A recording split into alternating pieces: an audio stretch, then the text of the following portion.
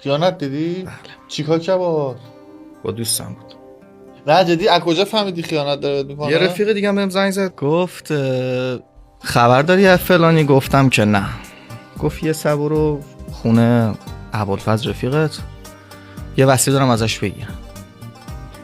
بعد که ما رفتیم اونجا یهو دیدیم 2 نفری مست. نه بابا کلید داشتی؟ نه دیگه در زدم دیگه. ابوالفضل که مست اومد بیرون رفت واسه من وسیله بیاره، یهو دیدم اون بنده خدا اونوره نشسته رو زمین مست. داستان دارک بود ولی خب گذشت. چیکار کردی اون موقع؟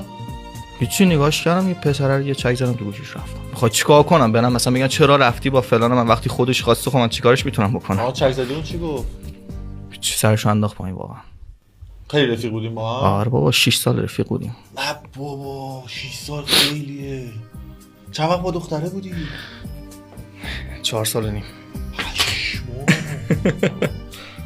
فهمونی چی کم گذاشتی واسه؟ هیچی واسش من کم نذاشتم. من حتی یه سری جا بود قید رفیقا، حتی یه موقع هم بودش قید خانواده هم زدم واسش.